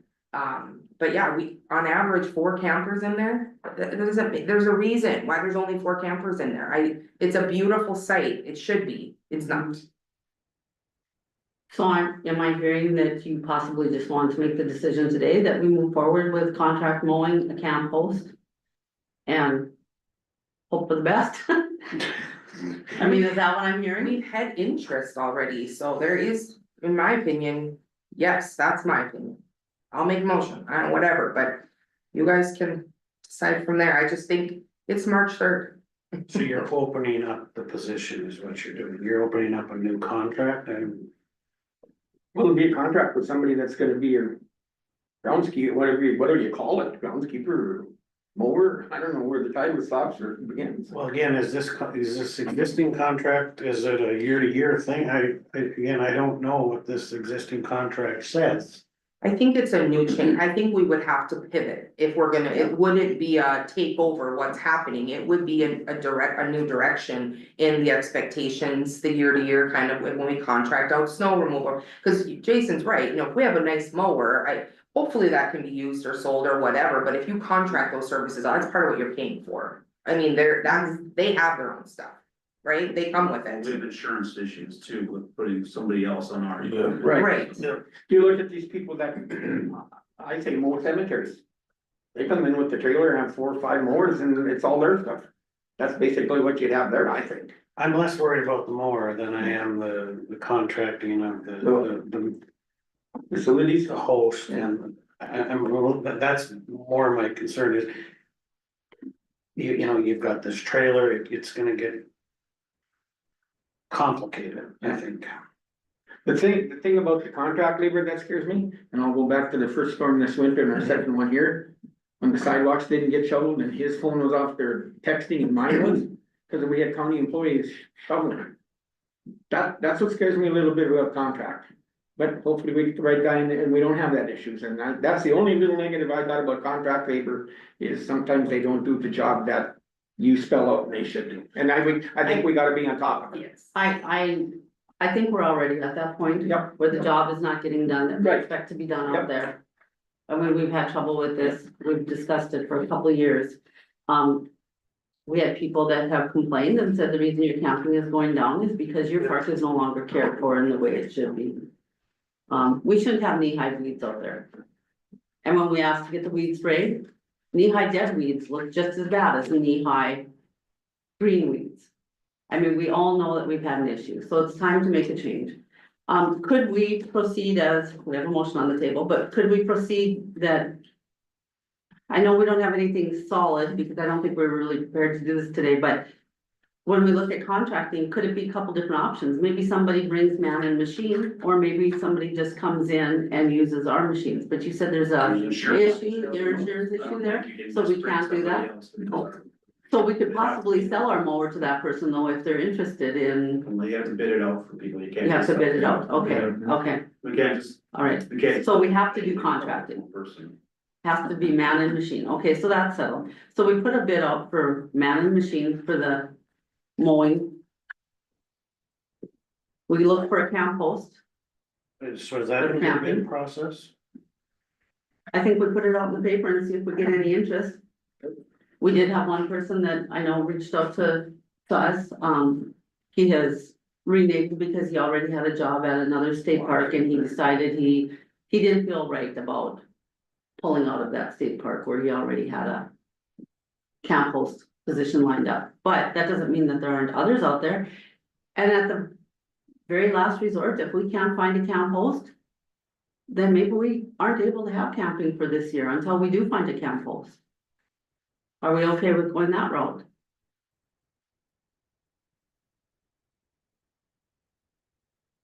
Deal with that when the time comes. So do we just advertise for the contract mowing and a camp host now and see what we get? Think so, I mean, like, when you say it gets messy, but the other option is we just keep the box closed and we don't do anything, right? Like, if you're gonna make a change, you kind of have to open the box, take the next step and take it as it comes. I mean, that's the part that, as long as we're all on the same page that we have to make a change, you just gotta start and then Right, make decisions as they come along. Tony, I forgot your motion. Yeah, motion. Well, it's more of a rant, but I would say motion would be, to advert or put out bids for contract mowing and a separate. Advertisement for a camp host. and if they both, well. I mean. That agreement will be terminated, her employment agreement will be terminated, because we're going a different route. So we're no longer gonna have a live-in caretaker out there 24/7, so. So that'd be part of the motion. Yes, I would say that. Cause like I said, it doesn't mean she couldn't be awarded the bid. She could advertise for the bid, Right. but it would be you come on site to do the work, Right. not live there and do the work. Correct. Nobody will live there anymore. Correct. Okay. All right, I have a motion, do I have a second?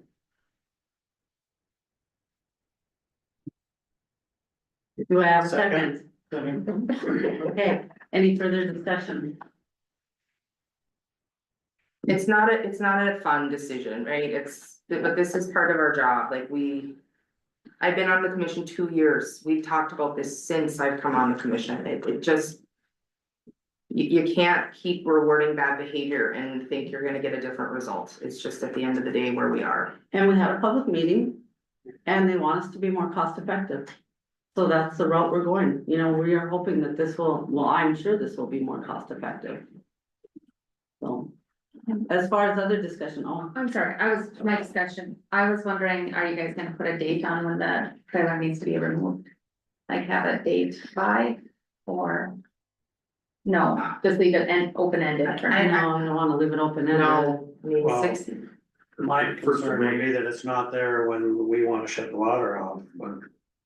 And I don't wanna be responsible for water 12 months a year. Oh, no, that, I think that trailer needs to 60 go days, within, May 1. yeah. First of May. Right, add that to the motion then, remove the trailer by May 1st. That's pretty tight. Yes, Just because of the weather and stuff, I'd probably go to end of May June 1. first. Just, you don't know what the weather's gonna be, like, it's your. By May All 31st. restrictions and everything else are. Yeah. Possibly, but Yeah. Might be, And that's what I'm taking, that's the farmer in me. yeah. Yeah, by June first, the road should be in good shape and she don't have to worry and. So removed by May 31st, so June 1st is Sort of. start of the new, yeah, okay. That's the Mhm. motion, okay, That's fine. okay. So I I'm have a question confused. with that then, if she's leaving May 31st, who's bringing the campground up online? Is she bringing it up, or is your new contractor bringing it up, because there's turning the water line and all those things that need to be taken care of? Or is that being put on to me? When when Paul talks about like figuring out these things, that those are the things that have to be brought up. So that's where I say, like, if a camp host has done it before, that would be the ideal. What are your responsibilities at places you've been, other places, where you have been? From my experience, the campground hosts don't do anything with water lines at all. They Right. clean fire pits and they clean bathrooms. So then you move on to like, what are the next roles that, I mean, it would be helpful for us, for you to identify what other things will need to be done The and water line's getting turned on and turned off, that'll be put onto, who, me? Gonna have to be. Oh, you and the highway department, I suppose. What else? Is that a big deal? Yeah. I'm kinda wondering. Depends on I if it thought- leaks. Pardon? Depends on if they leak. Yeah, Every year we turn them on, they leak. right. Well, you turn them off and then you get somebody to fix it. And you might not find the leak for 2 months, who knows what happens, what happened. We can't Right. afford that. Well, I know, but that, you know, winter in itself and the line shift and everything else, just like you said, how long did it take us to find that one line? 2 years. And that might be the point we just say, the heck with the water, Find it. yeah. Heck with the water and we go to porta potties? Well, if we find that, well, whatever, you know? How much money do we wanna, we're sitting here and saying be more effective than everything else. How much money do you wanna, for 4 or 5 campers, and we do, hopefully it gets better, but $10,000 or $12,000 every year on water leaks and this and that, do you wanna keep How much? pumping? $12,000, I think, if I remember it, was the water and electric bill last Yeah, year. so do you wanna keep pumping that into it? I don't know, but that's, this isn't down the road, I guess. But they're not gonna Can't go run in. a campground without water. I totally agree. Primitive would be the only way then. and I think that's down the way, right? I mean, we're not there. We need to see what a change does. Yep. The one question I have for discussion, so we're saying she would remove her trailer by May 31st. Is she employed till May 31st or is employment done effectively when? When is her employee, is it done today? Is it done April 1? Is it done May 1? What are we looking at? Well, with my understanding that her contract starts April 1st and we're going a new direction, so it Wouldn't be renewing. she doesn't have a contract, so. She's Is not, that correct, Jason? I just wanna make sure. Yeah, she starts April 1st, Okay, so okay, maybe we didn't change it last year to be just an hourly in April and just go to from May through October. so it will not be renewed, but we're just giving her until May 31st to remove the trailer then. I just wanna make sure we're all on the same booking page. All right. Any other discussion? Okay, with that, I'll take the vote. Amy, Yes, Jenny, Yes. Paul, yes, Ernie. Yes. Myself, yes, motion carried. I'll reach out to her and let her know that she needs to start working on removing the trailer. Last thing I have on mine is just a more of a notification that next week on March 11th is the township facility, or Lost County Township meetings held in Park River, from 2 to 4. So just to remind everybody about that, You gotta talk. and What do I have to say? That's up to you. Just- Doesn't she, just Jason, so- she's gotta talk. I can say I'll just be there. Just be there. No, she's gotta talk. And then, Just so Paul knows, all the commissioners do it, we all try to attend the township meeting, so. I will be on vacation next week, so I will not be there. They don't do it via Zoom or anything. not at this point in time, maybe in the future. And you said 2 to 4 P.M.? Yeah. In Park River. Shouldn't be a long meeting, we don't have any issues hardly anymore with soil or anything like that, but knows what these, the new funding might be a lot of questions. Might be some funding. Yeah. So, with that, if you don't have anything else for me.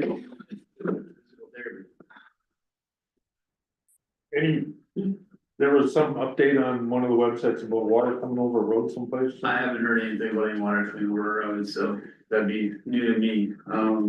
Where's the water? The only place I can Well, think it's of down where there it's be is over in Furrow Township where it goes underneath water every year for. A Texas crossing, but I haven't been notified by any township of any water going over the roads. Yeah, it was on. Well, it's possible, you look at just in town and everything, how everything sort of goes in pools. Yeah. You come off a hill, Culverts are froze up. yeah, you come off a hill and go into a low spot, it's gonna be there. In 50s this week, so it could. Hopefully not, because I'll be in Bismarck. Hopefully it won't be any problems. Thanks, Jason. Yes, thank you very much. Oh. Did you wanna sit in that update on the humming deal, or are you in a hurry? I need to go to. physical Okay, therapy, whatever. so, But Okay, if I didn't have physical therapy and get bad news from my surgery last Friday, I had to stick around. bad. I news. forgot Oh, that, dear. yeah, my rehabilitation is coming the way I wanted it, or he did, so. There's a good chance that I won't get full range of motion back on my shoulder. So, Doesn't help falling downstairs It either. does not help if I fall down the stairs. All right, well, good luck. Thank you so Thank you. much. Keep it up. I'm sorry, I have not given us, there's been no break. Do you guys need a quick break before we continue or? We're good. We don't have Good, much, do we? okay. No, we don't have much left. Okay, so, the next item on the agenda, Christie, I believe, on the email update for ND.gov. Yes. Okay, so, Amy had mentioned, I think we've had conversations about this, in the past, Mhm. about the ND.gov emails for the commissioners. It is $21.20 a month, for that. You can't just get email, it's an Office 365 package that you get. But I feel that, it would be in the county's best interest to give you guys all ND.gov. I mean, I'm supporting you guys getting those, even with the $100 a month, expense. So it's For 20. all five, yeah, for all five, Okay. yeah, for all five, yeah, so 21.20 per month for each of you guys. It talks about encryption options, there's going to be for open records requests, any of that stuff, it will be strictly an email that you guys would use for your county commission work. Oh, The 365 option, I have a Mac, I don't know how that, I do as well. I do as well, they do have that for Max. okay, I don't, I mean, that's, I think it's just a Microsoft option. isn't it, Yeah. Right, that you put on like your Microsoft Word package or anything else, or am I mistaken? so would we all have to have that on there, is what you're saying? You would get a login, yeah, the Outlook, you would have Outlook, Yeah. yeah. I mean, I know they have 365 for Max, cause I've gotten them, so. If nothing more than open records, I just think it's a. Yeah. it's a big deal for open records. So we would purchase the 365 ourselves, because they're saying we'd have to have it, right? Oh, it's Or no, That's it's part of it. included? Yeah, It's yeah, included? yeah, Okay. yeah, I can report back next meeting on Apple products, I didn't think about checking into that, so,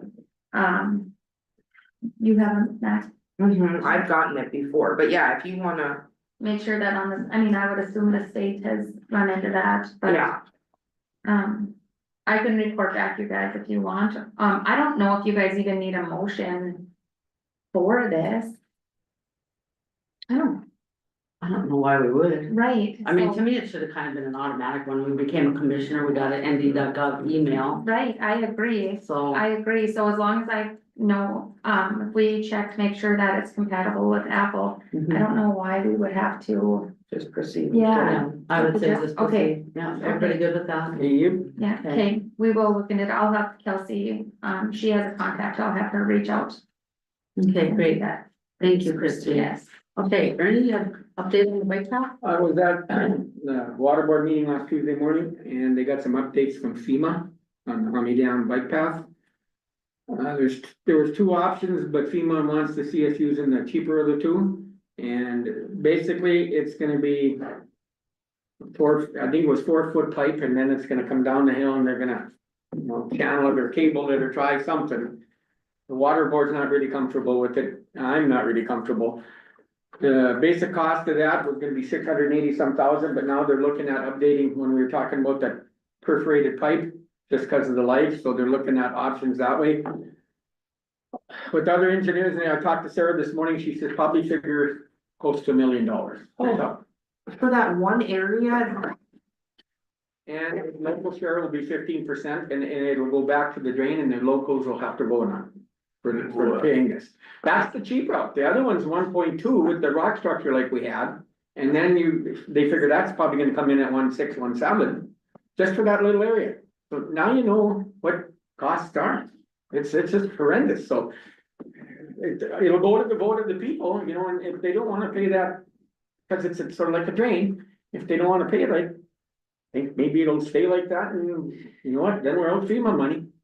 So, cause if they can't come up with the local sheriff, and that's the drain, so I'm just telling you about the start of the process, there's a lot left yet. it's impassable right now, Ernie. Yeah, it's wide open. Yeah. And you know what, we sit there and I watched that place and, you know, before we even put it in and everything else, the amount of water going in there has drastically changed. And all that rock and everything, they layered it and everything else, to me, that was the best rock, and that blew out.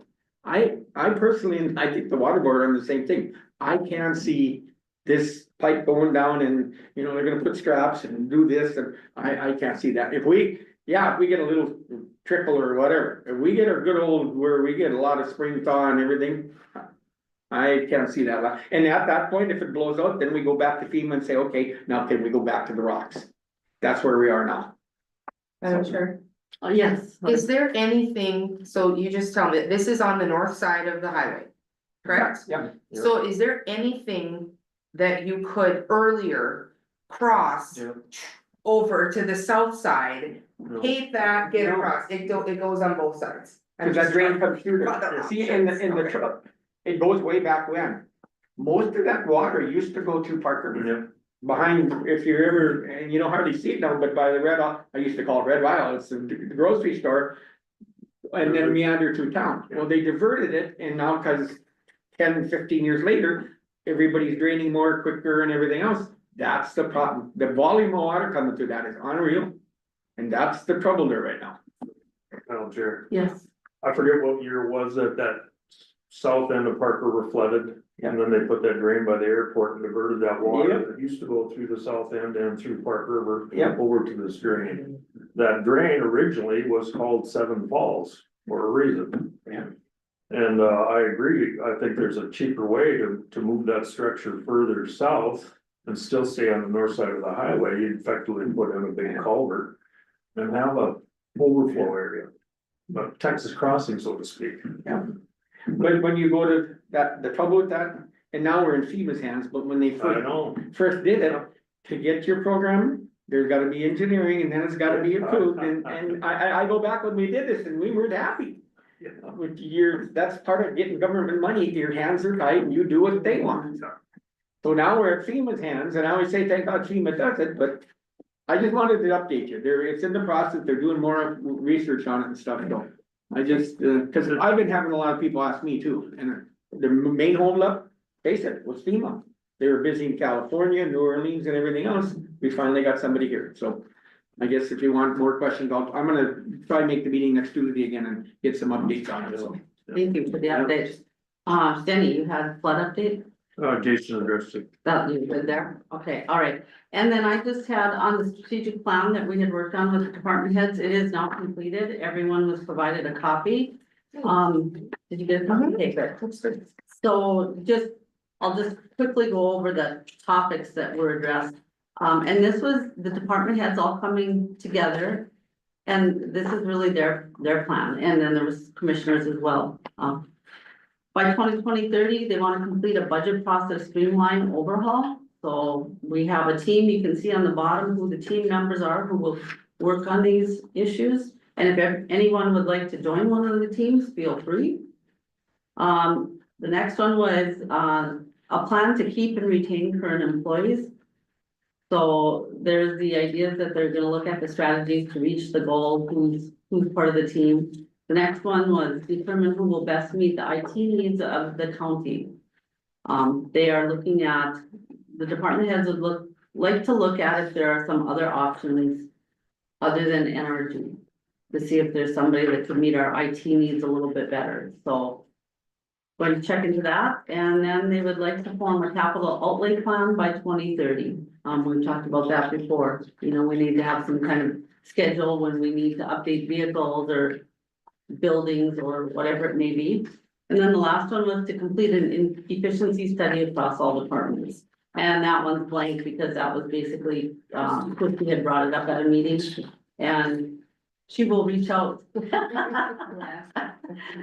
the other county that completed it. So I just wanted to let you know, department heads were very engaged. The meeting went very well, and this was their request to have a strategic plan, so now we have one. And hopefully we can just keep following through on it, pursuing it, to final results.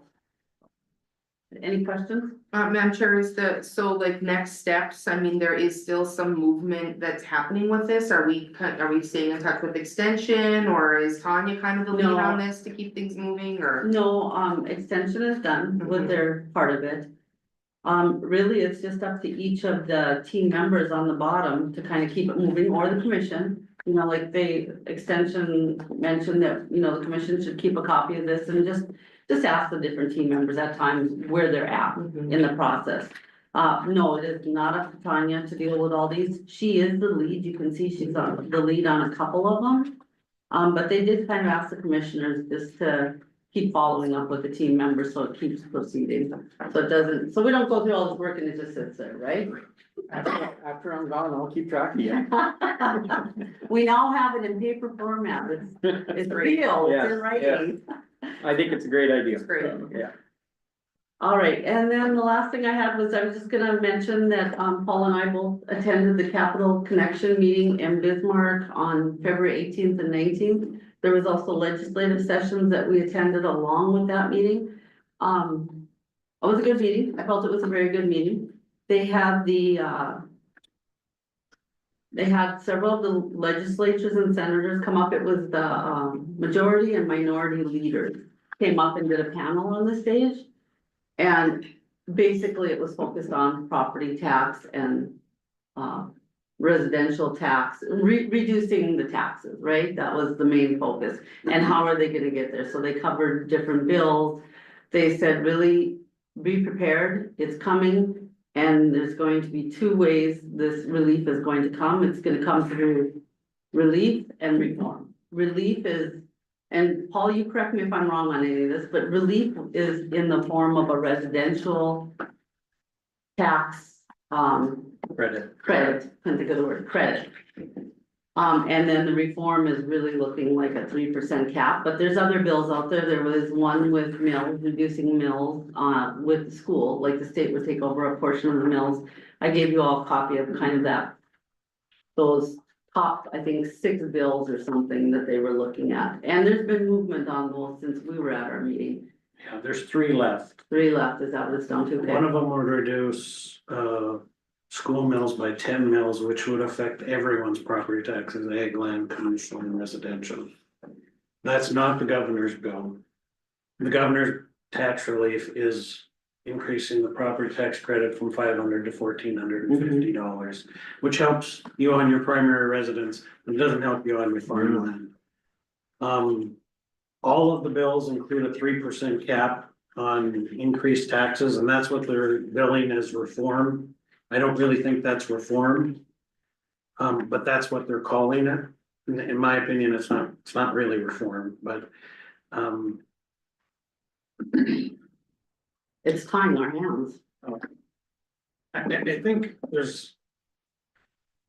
Property taxes are a big issue, but I think the real problem people have with property taxes. Is they have been going up, admittedly, there's reasons for that, but.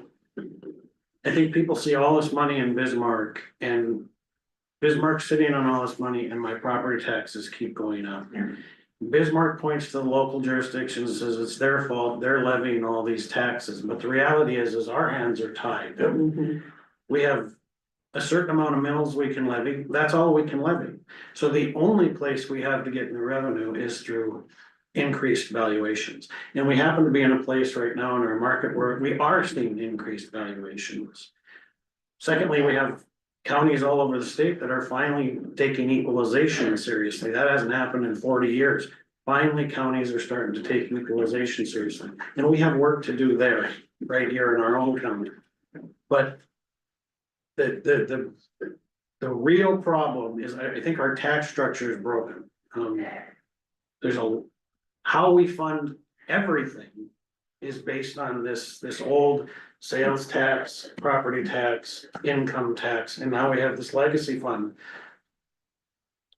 We have to take this down to the foundation and start over.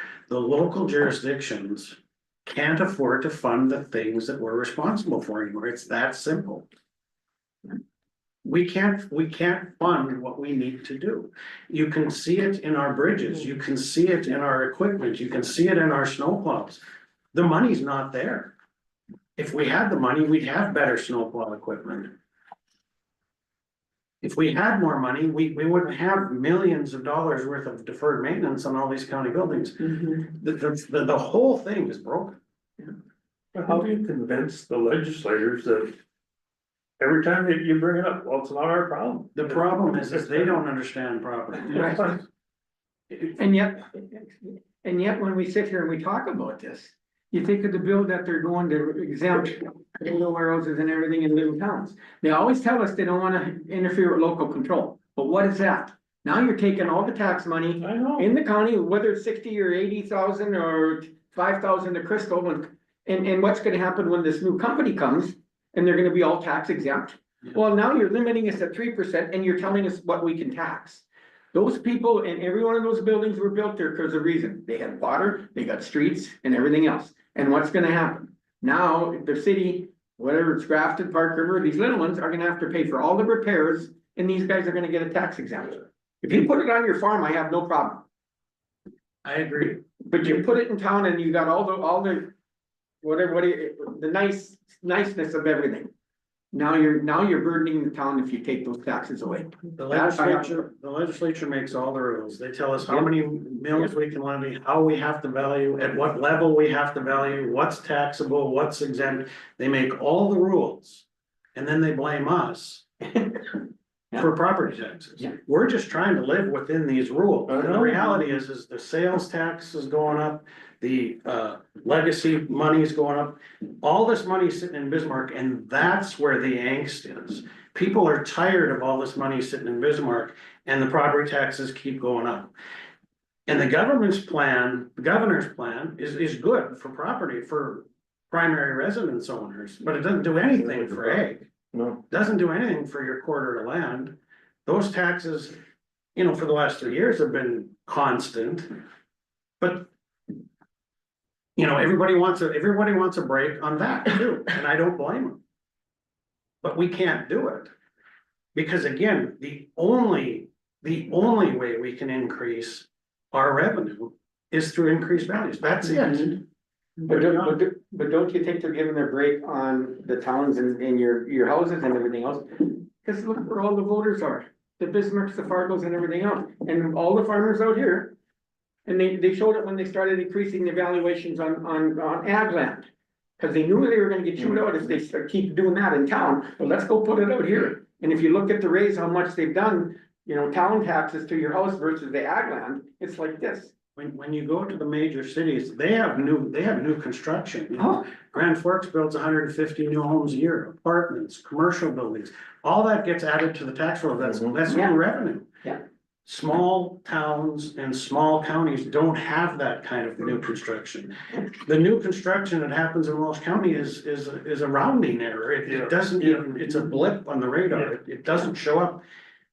And yet it costs just as much for us to improve, to make it costs $60,000 to put a residential lot online for specials, for streets and water and sewer, in $60,000. Grafton, Yeah, how do you pay for that? yeah. How do you turn around and sell that lot to somebody? And the legislature is not addressing, they're trying this a little bit this year, they're trying to do some things. And I think this governor's got some good ideas and this is his first session. Yeah. But yet, the whole Jan thing- has been our senator for how many years? And every article comes out, she preaches, the legislature has nothing to do with your taxes. That's just not true. But I hope you're present when she has a town I hall will be. meeting. I will be. And it's like, I don't get this. How can she keep on year after year with all the years' experience she's got down there and still come with that same story? But I happened to listen the other day and they had a town hall meeting on this copper, this new line and your copper, retaining copper in the pipeline. Yeah. And I was by Lakewood. The people there were, they were on Johansson talking and they invited the legislatures that were in the local area to come to a meeting. They sent them a letter. Nobody showed up. And that's to me is some of our, I don't know if you call it attitude nowadays. Well, we're not gonna go listen to them. We're gonna vote the way we want. That's gonna affect those people. It's eminent domain and they're gonna get their land taken away. Something that they don't want. So what say is, are you listening to the people? I don't think so. Well, 60% of legislators come out of the big city. Yep. And, yeah, So how are we gonna compete with them? the one thing that was mentioned was that you get into your big cities and only 15 to 20% of their budget comes from their property taxes that was mentioned, from the ag land, that type of thing. Well, in Walsh County, Mhm. cause they're picking up the rest on their sales tax, right? They have sales tax revenue. We don't have that in Walsh County. So here's my concern. We were provided a chart for all the states in North Dakota. But in Walsh County, if a 3% cap does go into effect, our general budget can only be raised by $118,000. $118,000. How are we going to survive? How are we going, You know, do you remember what the 2% COLA was last year for our employees? Wasn't it right around 100 and some thousand? I I mean, remember right, yes. we could barely do a 2% COLA for our employees. And that's not to say anything else. So I expect we're going to start making some drastic cuts in the general budget if this goes into effect. If we have $1 million bridge, just go. How do we come up with that money and funding? We gotta do it locally or taxes and or hope that we get federal money. Take $1 million bridge and go to Fargo. 1 million Fargo on there, Cass County's $1 million. Right. How do we do it? Rural caucus kind of where they're trying to move the needle a little bit when you're saying it's the, not much has been seen out of that. There's a lot of support, I think, and I don't know if there'll end up being, support or if the ag component will be part of it. In the end, I have my doubts, but yeah, there is a lot of support for something that affects all classes of property, not just residential. Cause we had that caucus in Minto that time too, and they were talking about the gap and how, you know, you even look at contractors for building, for homes, for whatever, you know, and if they come in and they're gonna build 180 apartment or, you know, units, if you will, and they are guaranteed that, and we want one or a 60, you know, there's just to be competitive in the housing, or they wanna build 8 homes or 100 homes at once in some of these places, the big cities. It's just, how do you even compete to get people to even want to come? You can't. It's a different approach, and they talked about regionally, could it be in multiple areas to try to move that economic? Cause that's just the reality. They just, it's business. They're not gonna lose money to. To come out here. It's tax dollars, and you know, these big cities can generate such an income in a hurry, but it's tax dollars, and to me, the rule in the small towns, small counties are getting treated so unfair, if you look at the overall picture. Very little, we get Very little. very little. Well, I guess And we're getting less and less all the time. it's coming. That was the message. Yeah, It's absolutely. coming. Yeah. We are going to get something. There is going to be relief and there's going to be reform in some form or other. So I think all we can do as commissioners is reach out to our legislatures, reach out to the senators and try to plead our case. There's going to be caps is what I heard. Yes. And 3% is the number that I keep hearing get tossed out now. There was a legislator who's trying to increase that number to like CPI plus 2% or something, so there is some talk about maybe 3% isn't the number, but even CPI plus 2%. Well, that's So what's CPI? consumer price index. Okay, yeah, sure. Yeah, so if we've got, what did you say, 3 alive? There's three of those are still alive. Still alive, so something's coming, so we need to prepare because we're gonna have some tough decisions to make. Excuse me, did you still keep a track of that warehouse one? Yeah, that passed the House, it's Yeah, I coming saw back it. in the Senate. Senate, hear anything there? No, I haven't heard anything since the last time we talked about it, but I do have testimony prepared for that.